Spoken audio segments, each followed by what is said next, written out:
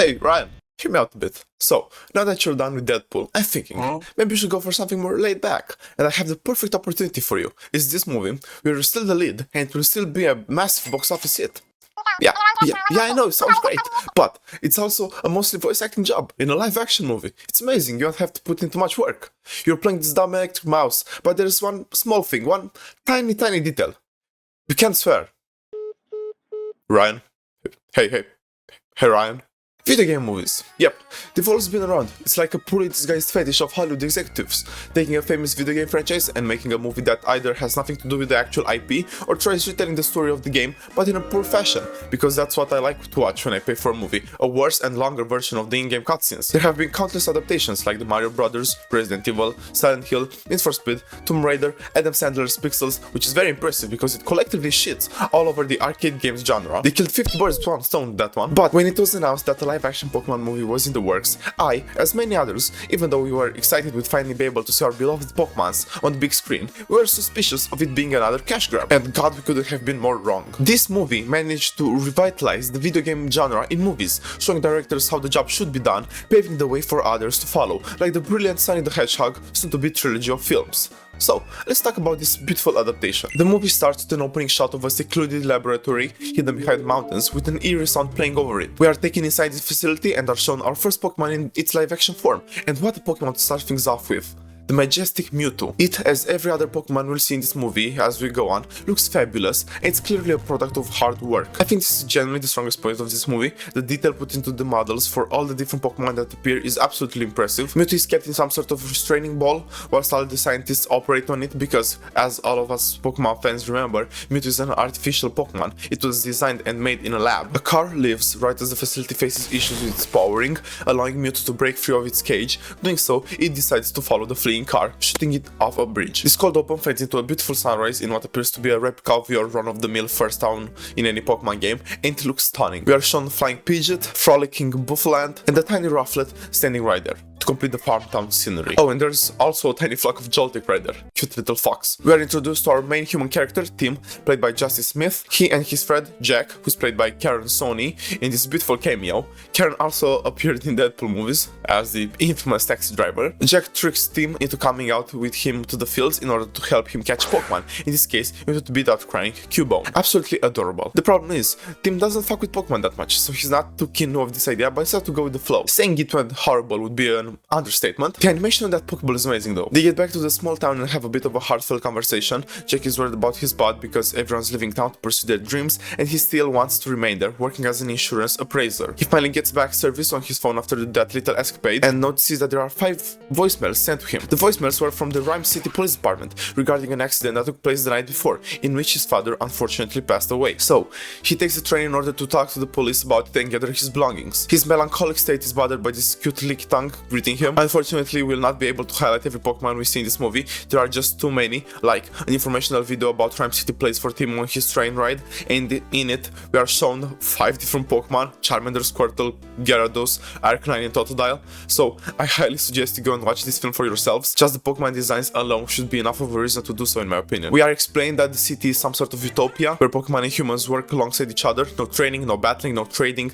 Basically, if the Pokemon franchise was designed for adults. You could literally press pause on any scene in the following couple of minutes or so of the film and spot like 20 different Pokemon, at the very least. It's absurd. Tim arrives at the police department and has a talk with Lieutenant Yoshida, in which we get a bit more backstory. His dad was a highly respected detective in the precinct, and because he had to be away with work, Tim was raised by his grandmother, so he couldn't quite form a relationship with his father, which took a toll on him. He almost despises it to the point he doesn't want to think for a second that he's anything like him, because when the lieutenant suggests something in that ballpark, Tim cuts him off immediately, saying that it's not the case at all, with a smile that couldn't be more obvious it was holding back pain. He arrives at the building in which his father's apartment is located, goes to check the mailbox, and is interrupted by a Psyduck and its owner, Lucy, this aspiring reporter who makes a fabulous entrance from on top of the staircase, saying that she's been keeping an eye on that mailbox for days, waiting for a person to come and unlock it so she'd have material for her important story. She explains to Tim that his father was onto something big, something important, and he just crashed his car off a bridge out of the blue. That would make sense. Oh, and also, if you didn't get it by now, his dad was the one in the car crash from the beginning. Tim couldn't be bothered in the slightest by Lucy and her story because he hasn't seen his father in years, so he eludes that conversation and enters the apartment. He scatters around his father's apartment until he finds finds an ugly looking purple vial,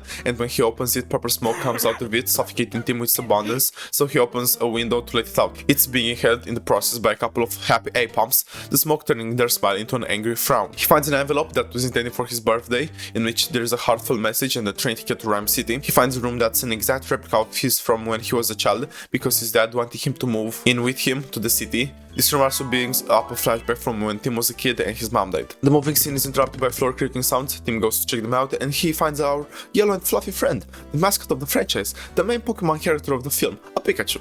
But not your ordinary Pikachu, a detective hat wearing Pikachu. Oh, and he also talks, but only Tim can understand him, so he's probably schizophrenic. They both have appropriate reactions to realizing that, one being more level-headed than the other. They're interrupted by the crazy A-pumps and are chased up the rooftop as Ryan Reynolds consistently makes jokes right before falling down the trash chute, ending the chase scene. The newly founded duo walks down this alley as Tim's craziness only seems to go up. Mr. Pikachu reveals to Tim that he's Harry's partner, that being his dad, and that he also was there in the car crash, so they go to grab a cup of coffee to chat over. Pikachu explains to him that after the accident he woke up in the middle of nowhere with a case of amnesia, the only object in his possession being the hat with Harry's name written inside. The fluffy detective didn't know that Harry died, so Tim breaks the news for him, but the detective part inside him comes out to play, making some valid arguments. The first is that there was no body found, and that the police report also said that he was dead. And as we can all see, he's down in coffee like there's no tomorrow, so he's not dead at all. He comes up with a theory that someone had faked Harry's death and manages to make Tim stay in order to help each other solve this case. They're having a moment of bonding in Tim's replica room, in which we find out more about his dislike towards Pokemon. As the room suggests, he was a huge fan of them when he was little, but when his dad moved to the city to be a great detective, he viewed it as spending more time with Pokemon rather than his child. And in an 11-year-old's head, it makes sense, so the hatred started growing. The next morning, they try to cook up a lead, something involving the purple gas valve from earlier. Tim remembers Lucy, so they take their first step into this investigation, finding her and talking to her to get more information regarding the situation. They arrive at the TV station right as the segment is finished airing. The segment is about Howard Clifford, the founder of the city, and his son, Roger. Tim and our beloved fluffy friend observe the fact that Roger is berating his father. We furthermore investigate his personality of assholery as he shuts down any type of information or leads that Lucy tries to tell him. The Fantastic Four go to Lucy's office to discuss matters furthermore. He shows the guys that she's found more vials around the dock, where apparently Harry's informant would crash around. The duo goes to check them out, and finally, we see the detective riding on Tim's shoulder. So iconic for the franchise. They find the informant relatively quickly, it being a Mr. Mime, and so begins the scene which they've shown in every fucking trailer. I remember in 2018, 2019, when the first trailers for this dropped, and I was so fucking stoked for it. I see this scene in every single one. It was as if it was contracted to be included in them. What the fuck? They questioned it a bit before realizing they had to play his game, the miming game. And Tim, as a level-headed individual he is, mimes pouring gasoline on the Pokemon and threatening to set it on fire. It tells them that R, that purple smoke shit, yes, it's just called R, was being handed out at a place called the Roundhouse, which by the following scenes I assume is a club which hosts illegal Pokemon battles. They are spotted by an agent-looking lady who announces to someone that the duo has arrived. The owner of the place spots them and goes off at them because Mr. Pikachu beat his prize Charizard last time Harry was there, and it left the giant lizard with a scar, so he wants a rematch. If Tim wants the information regarding Harry's last visit, he has to accept it. So, our Pikachu with amnesia goes to fight off that massive Charizard. Have I also mentioned the fact that he has amnesia? A thing that he doesn't remember how to do because of it is how to fucking battle. Tim and Pikachu spot the owner giving the R to his Charizard, so the detective just stood there, not being able to use his powers, so he just ran away desperately from the Charizard till Tim came in for the rescue. Let's go, Tim. They shoot him the lizard and its owner, accidentally destroying all the vials inside his jacket, making him look like Mysterio or as if he's walking in a WWE match. All that R in that enclosed space that's full of Pokemon would probably sound like an absolute disaster to you, and you'd be fucking right. It all goes to shambles. Tim finds out from the owner that the R comes from the doctor, which doctor we don't know at the moment. He saves Pikachu, and they're all flooded away when this Magikarp evolves to a Gyarados and gives them a little splash. They are greeted by the police waiting outside the door. They take them to the precinct where Tim has one of the best conversations of the film. It's with the lieutenant. I absolutely love this. We're almost at the middle of the film and we've already seen so much development from this young man. Comparing his two different dialogues with the lieutenant is a perfect example. In the beginning he looked and felt empty, purposeless, not caring about Pokemon, about his father. He wanted to dissociate himself from everything regarding those two. And now, as the lieutenant tries to talk him out of everything, saying that this wild goose chase of his is just a coping mechanism, he fires up and says that he feels it inside him. His father is alive. There is a case here. There is a problem with the distribution of this chemical called R. It's all so beautiful to see.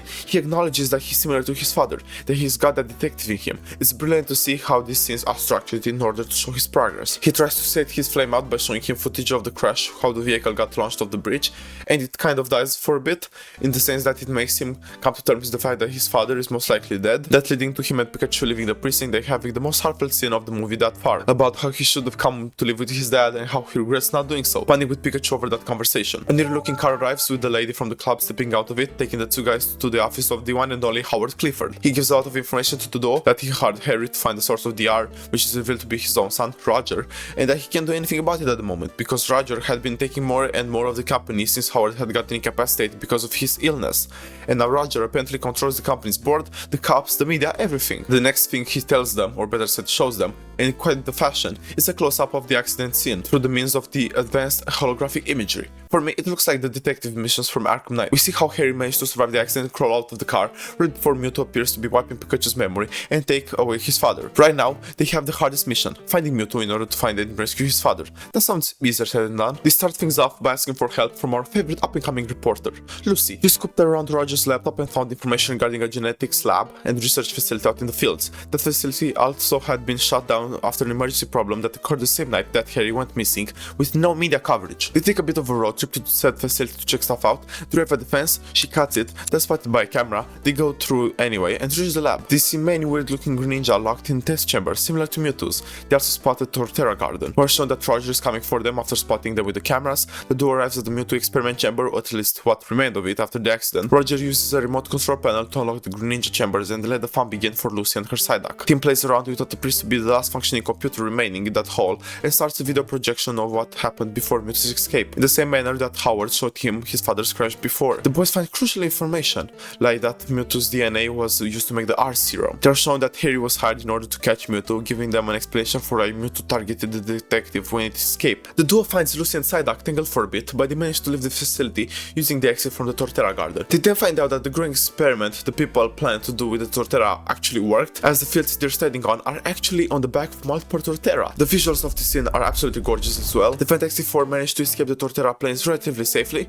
I say that because Pikachu got hit by a pebble, better said rock for his stature. Pikachu is floating towards the light, but an incoming herd of Bulbasaur take him to safety to be revitalized from his fainting stage. He places Pikachu on a stone pedestal and the healer appears, it being none other than Mewtwo. Well, that worked out great for our characters. It actually helps the two boys and Nurse Joyce up the fluffy mouse. Mewtwo thanks Pikachu for bringing Harry's son to it. The powerful Pokemon plays a flashback for the two guys, revealing that Pikachu was the one to cause the short circuit in the facility that led Mewtwo to escape, but the flashback is unfortunately cut short by Roger and his men, who followed our main characters and have now apprehended Mewtwo. The boys argue Pikachu doesn't want to stay together with Tim because he's afraid he'll betray him just like he did his father, so he strikes the boy and runs away. Tim and Lucy get back to the city quickly, where the people are getting ready for the 10-year city anniversary parade. The boy goes to talk to Howard and Lucy tries to find a way to break the news to the public. We get back to Ryan Reynolds as he sings the Pokemon opening theme through teary eyes, something I never thought I'd hear in my life. Cross that off the bucket list. The fire detective arrives at the bridge where the crash took place and finds a Greninja star on the ground,